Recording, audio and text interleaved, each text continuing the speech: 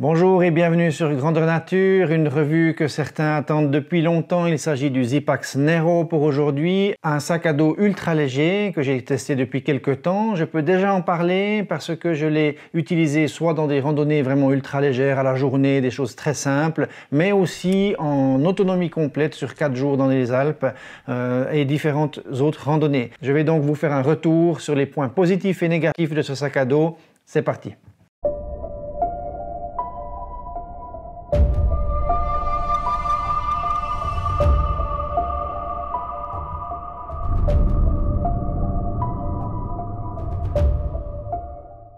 Pour une toute petite mise en situation, Zipax est une entreprise américaine de niche, donc c'est une toute petite entreprise qui coud ses sacs à dos et son matériel de bivouac et compagnie à la main chez eux, donc c'est fait aux États-Unis. Ça veut dire qu'il n'y a pas de bénéfice, on va dire, d'une réduction parce qu'on fait coudre au Vietnam ou en Chine ou compagnie. C'est donc des prix qui peuvent paraître parfois assez élevés, mais qui, à mon propre avis, sont plutôt justes parce que, ben voilà, on a des salaires standards du pays où est produit le sac à dos. Le Nero est un sac à dos ultra léger, ça veut dire déjà qu'il n'a pas de cadre, il n'a pas de soutien dorsal, hein. C'est un sac à dos tout mou comme ça, juste un contenant, assez minimaliste ou plutôt très minimaliste, très léger. Le sac à dos en lui-même pèse 300 grammes, donc c'est vraiment rien du tout.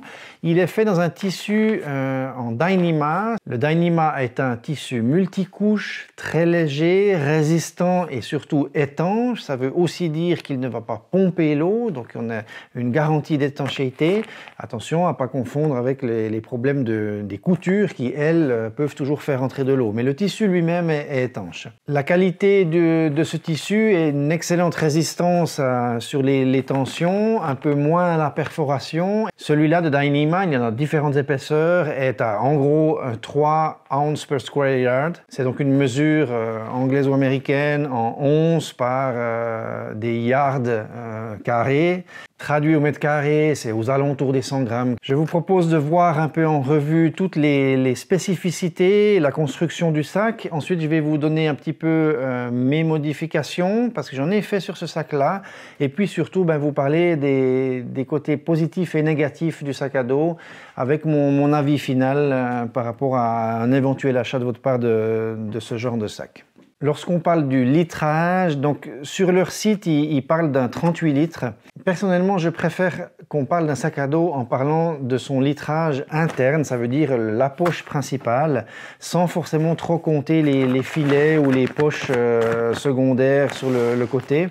Donc, le compartiment interne est un 25 litres. Donc, c'est plutôt là-dessus qu'il faut se baser. C'est ce chiffre-là, à mon avis, qui donne la vraie dimension du sac par rapport au sac de nourriture quand même dedans, la tente, enfin voilà. Mais bien sûr, on a de l'espace un peu autour. Personnellement, j'en mets le moins possible parce que j'aime pas trop quand ça dépasse dans tous les sens. Donc, disons que c'est un 25 litres de compartiment principal. J'en parlais juste avant, donc on a un sac qui n'a aucune structure.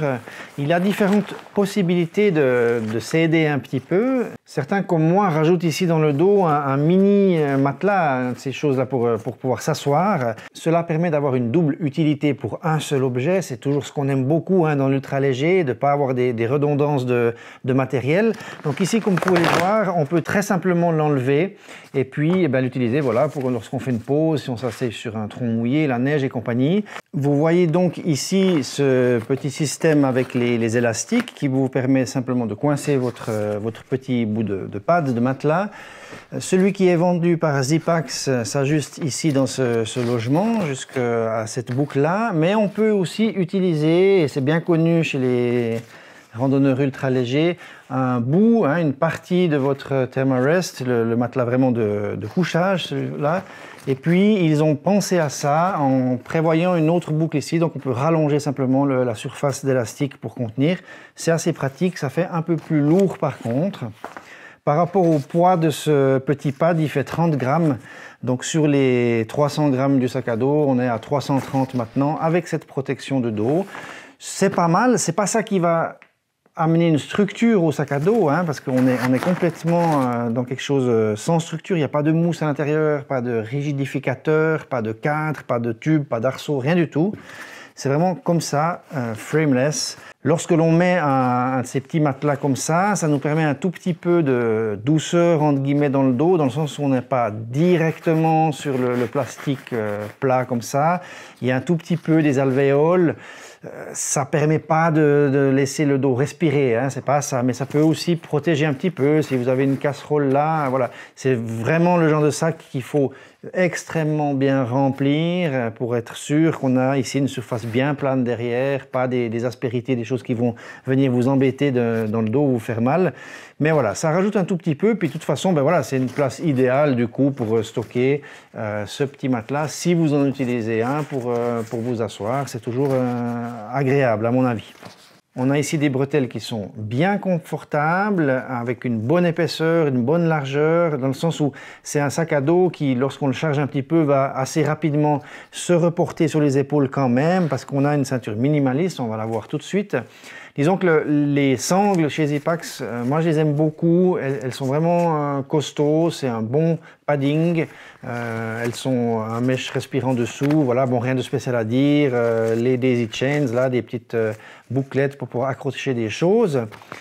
On retrouve une sangle de torse ici pour pouvoir bien garder l'écart qu'on souhaite entre les deux bretelles, ce qui est à mon avis quelque chose de très important ça, pour pas qu'on ait les bretelles qui viennent trop à l'extérieur sur les épaules ou comme ça, ou qui viennent frotter ici au niveau des dessous de bras.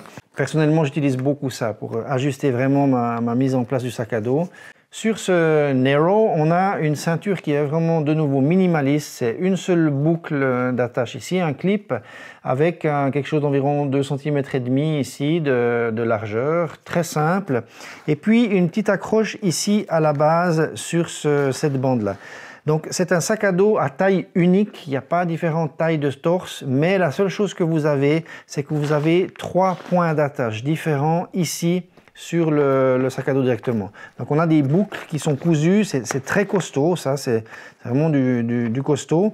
Boucles sur lesquelles on peut venir attacher à différentes hauteurs en fait la ceinture. C'est ça qui va vous permettre un petit peu d'avoir un ajustement d'assise du sac à dos. Donc plus on remonte ici, plus on a un torse court, ça veut dire on a besoin un petit peu de moins d'espace entre le sommet de la bretelle et puis l'attache de la ceinture, donc les hanches on va dire.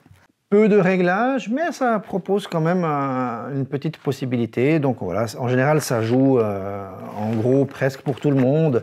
Juste pour situer, je suis plutôt habituellement dans les tailles milieu, médium, dans les sacs à dos, à un tout petit peu moins ou 20 pouces hein, de taille de torse. Donc ça veut dire, là je me retrouve quand même sur la position la plus longue, entre guillemets. Quelqu'un qui aura un torse plus long que moi, ce qui peut relativement assez vite arriver, devra par contre laisser aller un peu des bretelles pour pouvoir monter ici plus haut en fait sur la longueur. Le sac à dos, il est livré avec ce petit pad ici, donc on a déjà ça qui est inclus. Ensuite, il est livré avec la ceinture ici, avec les boucles, mais sans ces poches que l'on voit ici. Personnellement, j'aime beaucoup et j'utilise les poches de ceinture, notamment pour filmer et tout. Donc j'ai mon smartphone que je mets ici, 2-3 choses utilitaires. J'aime bien les poches Zipax parce qu'elles sont étanches, elles sont surtout très grandes, spacieuses. Elles ont une double fermeture éclair, ce qui me permet de les laisser ouvertes seulement sur le dessus et de pouvoir, en marchant, remettre et prendre mon smartphone à gogo et sans jamais refermer parce qu'il y a un petit retour et puis elle est tellement profonde et vaste que c'est impossible de le perdre. Par contre, je n'ai pas pu réutiliser les poches, la paire de poches que j'ai déjà pour un autre sac à dos, le Arc Hole. Bien qu'elles soient identiques, disons, comme ça, elles ne sont pas tout à fait. Sur celle-ci, il y a un tout petit bout de mousse, en fait, de rembourrage qui est cousu, qui est inclus avec.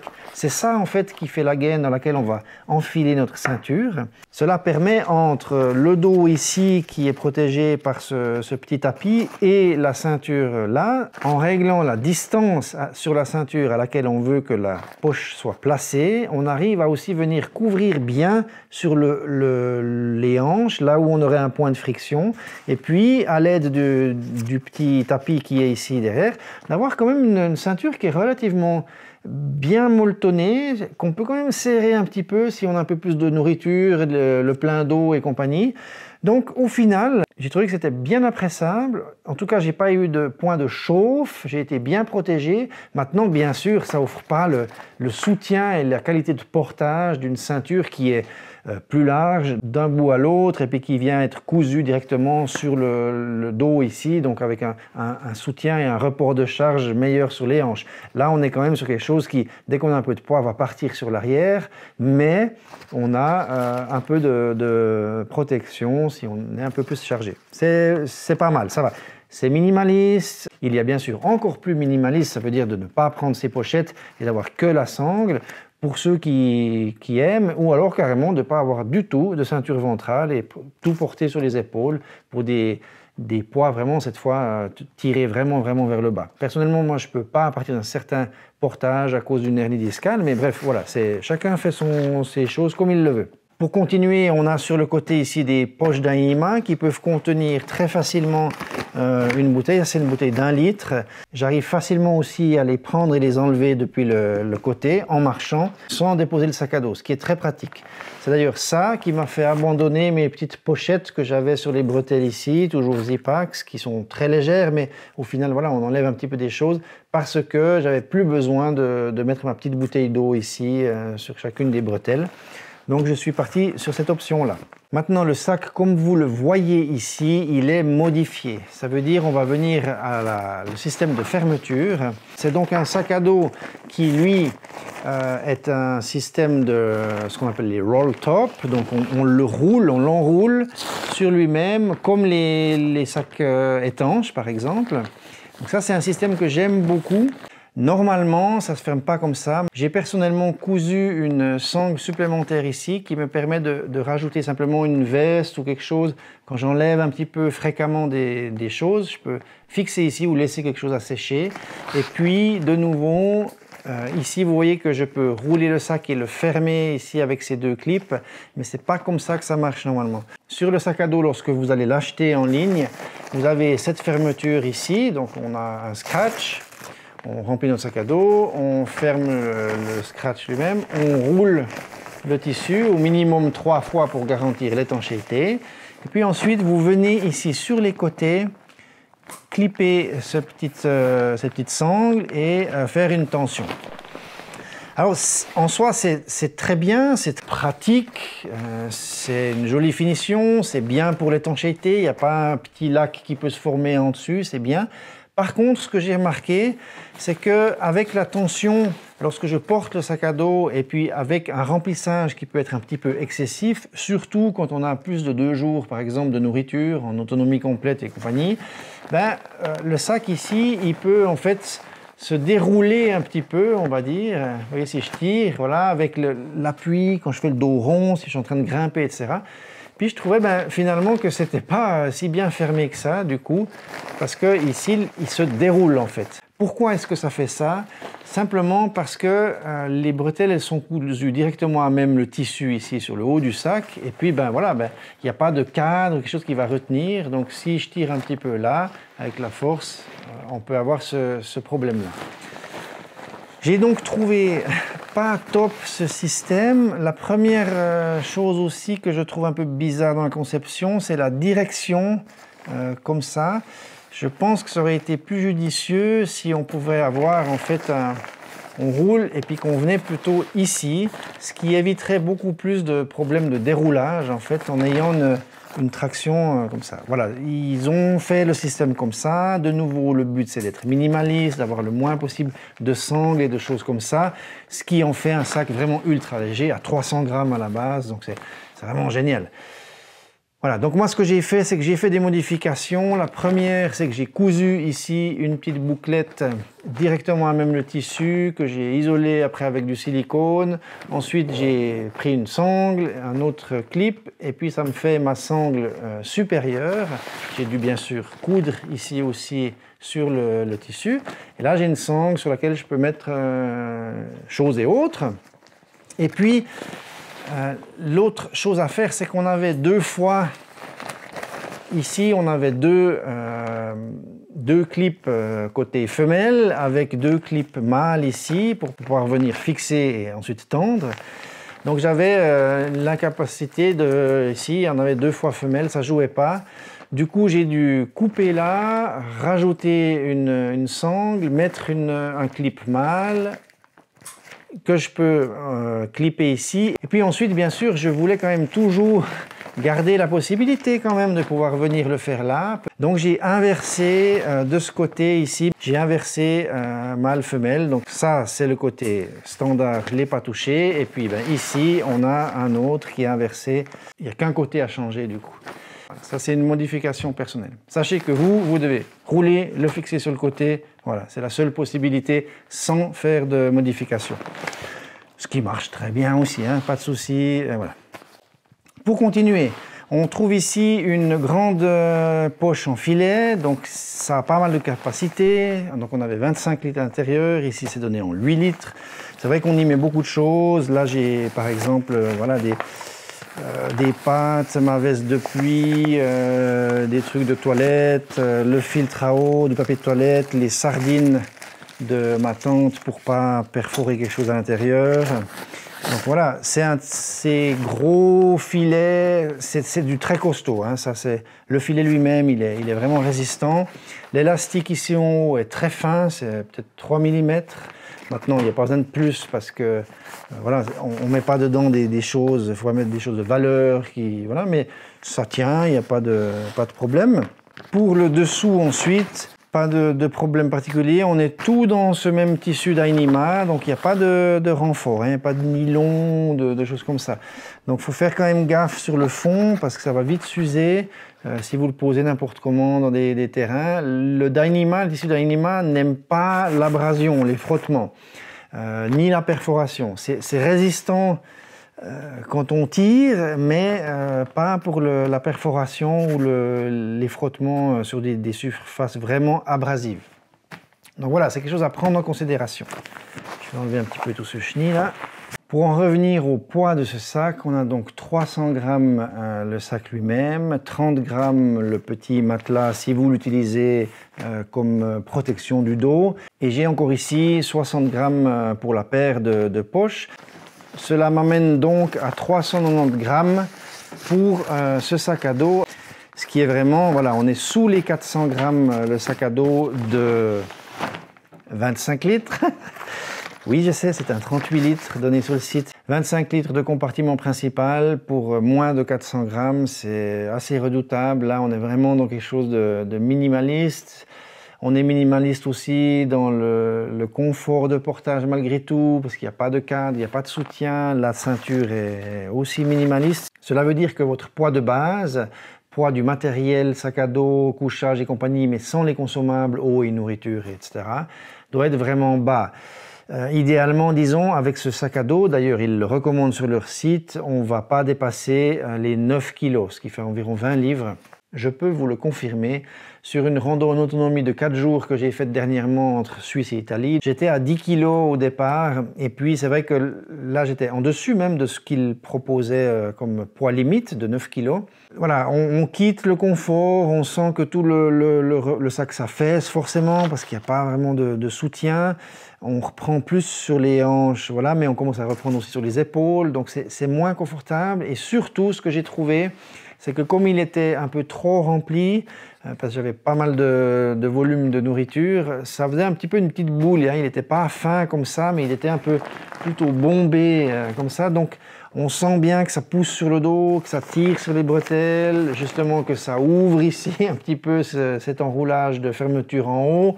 Et puis, il est un petit peu à bloc, donc c'est pas très très bon. pour le portage en tout cas, ni pour le confort. Maintenant, si on reste en dessous de ça, 8 kg, des choses comme ça, avec 8 kg, ça va bien. Il est étonnamment confortable, on a quand même des bonnes bretelles parce qu'on va reprendre un tout petit peu plus bien sûr sur les épaules comparé à d'autres sacs vu que la ceinture est très minimaliste. Donc en résumé, pour le portage, je dirais que tant que l'on reste vraiment sur des poids de base minimalistes, 3,5, 4 kg de poids de base, 4,5, voilà maximum, et puis qu'on n'est pas trop en autonomie sur trop de jours, je vais dire un poids de base vers les 4 kg avec 3 jours d'autonomie, ça passe easy, sans problème, c'est bien, c'est confortable, ça joue, ça le fait, il n'y a pas de problème. Dans ce calcul de poids, je suis à 1,5 litre d'eau environ. Donc voilà, ça c'est correct, ça passe. En dessus, ça devient inconfortable et puis c'est pas prévu pour ça non plus. Assez content malgré tout de pouvoir aller dans ces eaux-là et puis voilà, ça joue. Ça joue, pour moi ça joue. Pourtant je suis assez pointu, j'ai eu d'autres expériences moins rigolotes avec d'autres sacs qui promettaient plus et avec lesquels j'ai été embêté beaucoup plus vite en fait. Pour revenir maintenant au prix de ce sac à dos, il est donné donc sur leur site à 200 $. Personnellement, il m'est revenu ici en Suisse avec les poches, tout le tralala, dédouanement et tout, à 280 francs suisses. Donc c'est certainement un investissement, c'est sûr. 200 $ pour ce sac, c'est vrai qu'on peut réfléchir aussi, voilà, il n'y a pas grand-chose, c'est minimaliste, il est petit et tout, donc c'est un investissement. Maintenant, ceci expliquant cela, le tissu Dyneema lui-même au mètre carré est extrêmement cher comparé à du Seal Nylon ou du Ripstop Nylon, des choses comme ça. Et puis après, ben voilà, il y a le travail à faire là-dessus, de couture, par des ouvriers aux États-Unis. Donc voilà, c'est pas fait de nouveau Vietnam, Chine et compagnie. Donc voilà, dans ces arguments de prix, parfois, voilà, on doit sortir de l'argent, ça fait mal. J'ai payé mes sacs à dos et tout, donc ça fait mal aussi pour moi. Maintenant, j'ai réfléchi aussi, si moi on me demandait de coudre ça, pour 200 balles, je le ferai pas. Ça, c'est déjà sûr. Et puis, je peux vous garantir que le gars, il touche pas les 200 balles, hein, ça c'est sûr. C'est des employés qui cousent, ça reste petite entreprise. Il faut réussir à quand même faire un bénéfice sur une vente de sacs. Si tu comptes le matériel, payer le gars, l'infrastructure, les machines, le fil, la location du local de travail et tout. Pour finir, tu touches plus énormément, voilà. Donc il faut quand même quelques heures pour faire ce sac-là, et puis ben, si vous payez quelqu'un, je vais dire n'importe quoi, mais à 20 $ de l'heure, eh ben, dès que vous faites 5 heures de travail sur ce sac, ça fait déjà 100 $, quoi. Donc ensuite, il faut enlever le tissu, tous les frais d'entreprise et tout le tralala, et puis vendre encore ce sac, voilà. Donc je pense que dans l'histoire de prix, des fois, il faut bien savoir à qui on s'adresse, donc c'est des entreprises vraiment microscopiques hein, par rapport au nombre d'employés et tout, par rapport à ce que ça représente. Je veux dire, on est beaucoup à s'intéresser à la rando, mais c'est pas non plus des ordinateurs ou des smartphones. Voilà, donc je défends pas forcément ça. Par contre, je peux défendre ça face à d'autres sacs qui sont vendus dans ces prix-là, mais qui, eux, sont cousus dans des pays où la main-d'œuvre est payée à 2 $ de l'heure. Ce genre, voilà. Ça, par contre, plus, ça me plaît moins. Ça n'a rien à voir avec le fait qu'il soit américain ou que je sois un fan. Non, pas forcément, parce que vous allez voir maintenant, on va passer au point négatif. Mais juste de remettre un petit peu les choses à leur place. Si ce sac était fait en Suisse ou en France, il serait même peut-être probablement plus cher. Pour revenir maintenant aux points positifs et négatifs. Alors, dans le positif, moi ce que je vais dire tout d'abord, c'est clair que c'est un sac minimaliste, donc il est simple à l'emploi, il n'y a quasiment pas de réglage à faire, à part la tension des bretelles et de la ceinture. Il est super méga léger, donc c'est vraiment génial. Hein. On peut même être allez, à 300 grammes si on enlève le pad et puis les poches sur la ceinture. Donc c'est exceptionnel sur ce plan-là. Par rapport à sa résistance à l'eau, ben de nouveau c'est super, à savoir que toutes les coutures à l'intérieur du sac sont scellées par du scotch Dyneema, donc elles sont renforcées à l'intérieur pour aider à ce que l'eau ne pénètre pas par les coutures qui sont à travers le tissu, bien évidemment. Par rapport aux coutures, de nouveau, c'est assez minimaliste. Il y en a une ici sur le long pour prendre le filet. Il y a celle des poches, mais il n'y a pas de panneau latéral comme vous pouvez le voir ici. C'est d'une pièce ici. Donc on a toute une pièce entière sur l'arrière. Il y a quelques points d'ancrage, forcément des différentes choses sur le sac à dos.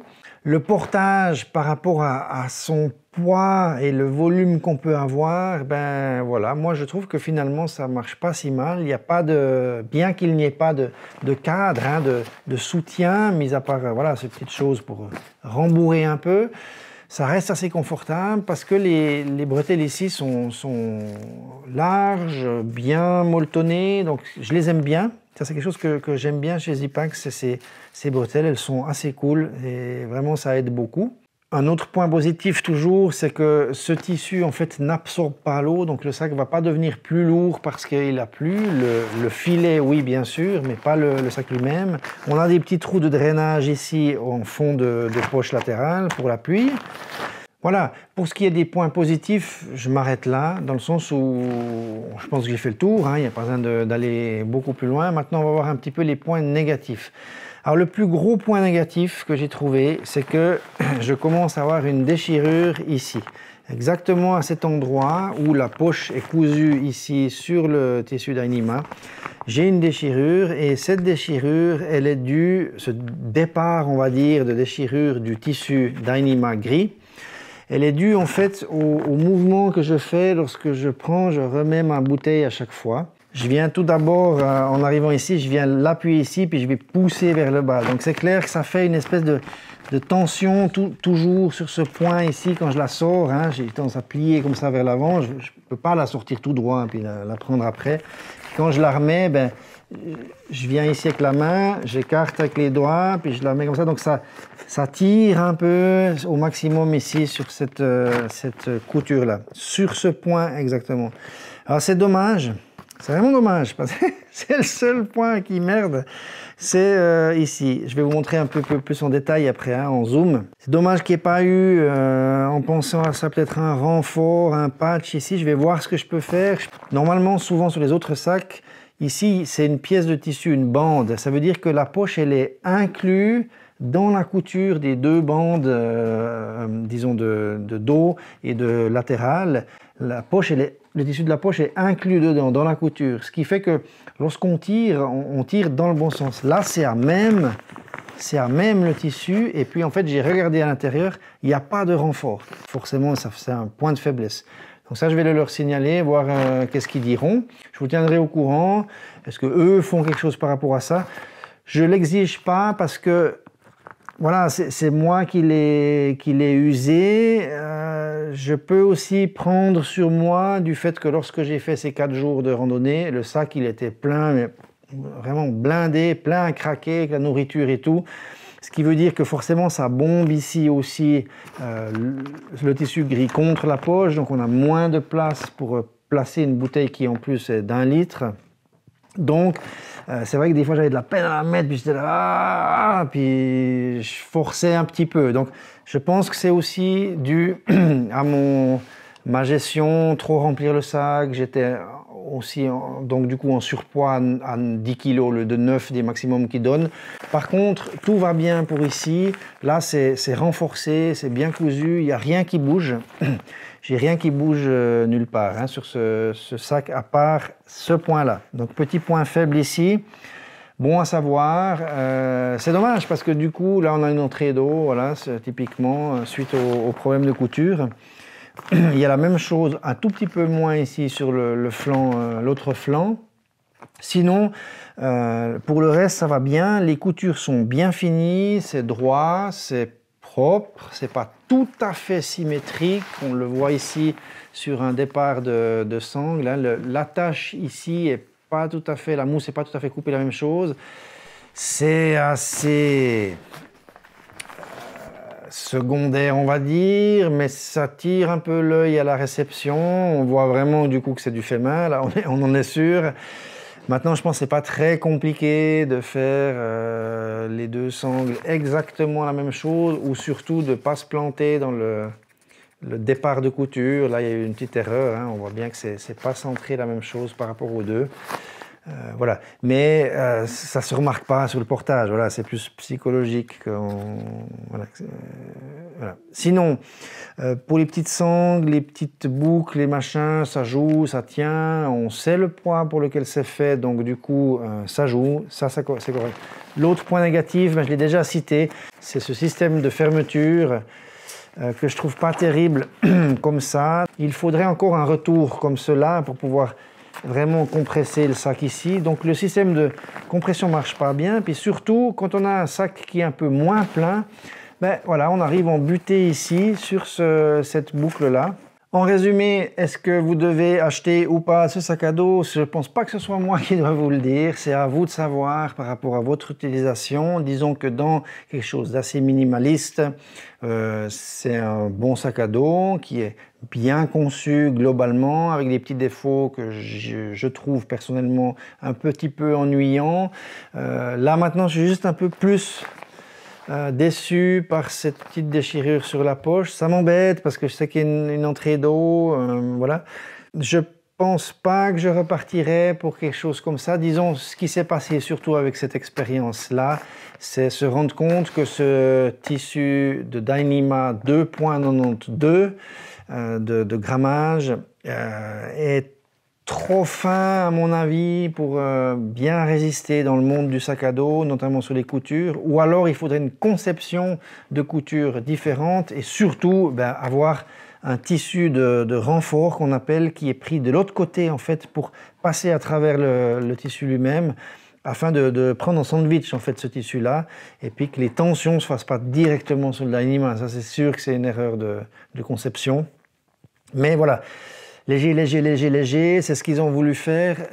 Moi, par contre, c'est que je pense que je ne vais plus acheter de sac à dos en Dyneema, sauf pour le Dyneema de grammage supérieur. Donc il y en a en 5 oses, c'est quasi le double, c'est beaucoup plus costaud. On le trouve chez différents constructeurs, HMG, donc Hyperlight Mountain Gear, et aussi chez Light AF, je crois, chez Superior Wilderness Design aussi, SWD.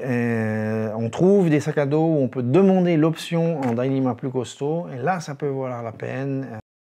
Voilà, j'espère que cette revue vous a donné quelques informations sur ce sac, avec quelques défauts, mais disons que dans le minimaliste, c'est un sac assez concluant.